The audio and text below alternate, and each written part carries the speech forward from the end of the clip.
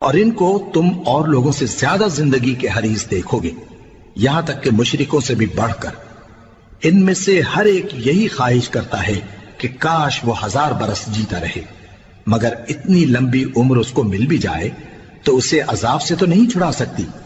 اور جو کام یہ کرتے ہیں اللہ ان کو دیکھ رہا ہے۔ کہہ دو کہ جو شخص جبرائیل کا دشمن ہو اس کو غصے میں مر جانا چاہیے، کیونکہ اس نے تو یہ کتاب اللہ کے حکم سے تمہارے دل پر نازل کی ہے، جو پہلی کتابوں کی تصدیق کرتی ہے اور ایمان والوں کے لیے ہدایت اور بشارت ہے۔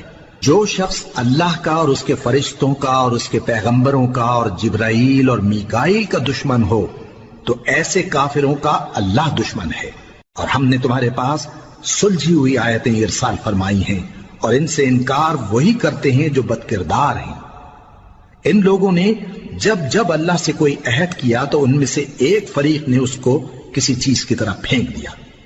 حقیقت یہ ہے کہ ان میں اکثر بے ایمان ہیں، اور جب ان کے پاس اللہ کی طرف سے پیغمبر آخر الزمان صلی اللہ علیہ وآلہ وسلم آئے اور وہ ان کی آسمانی کتاب کی تصدیق بھی کرتے ہیں، تو جن لوگوں کو کتاب دی گئی تھی ان میں سے ایک جماعت نے اللہ کی کتاب کو پیٹ پیچھے پھینک دیا، گویا وہ جانتے ہی نہیں، اور ان چیزوں کے پیچھے لگ گئے جو سلیمان کے عہد سلطنت میں شیاطین پڑھا کرتے تھے۔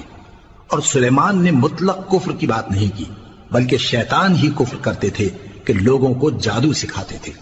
اور وہ یعنی بنی اسرائیل ان باتوں کے بھی پیچھے لگ گئے جو شہر بابل میں 2 فرشتوں یعنی ہاروت اور ماروت پر اتری تھی، اور وہ دونوں کسی کو کچھ نہیں سکھاتے تھے جب تک یہ نہ کہہ دیتے کہ ہم تو ذریعہ آزمائش ہیں، تم کفر میں نہ پڑو۔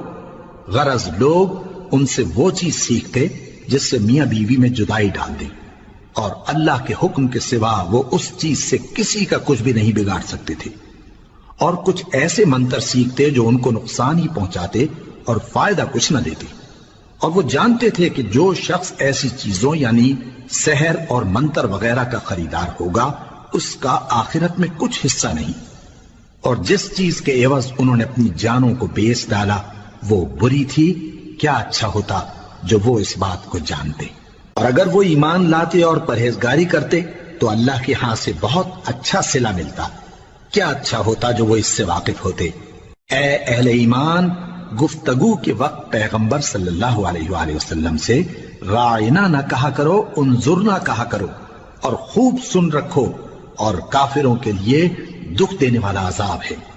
جو لوگ کافر ہیں، اہل کتاب یا مشرک، وہ اس بات کو پسند نہیں کرتے کہ تم لوگوں پر تمہارے پروردگار کی طرف سے خیر و برکت نازل ہو، اور اللہ تو جس کو چاہتا ہے اپنی رحمت کے ساتھ خاص کر لیتا ہے، اور اللہ بڑے فضل کا مالک ہے۔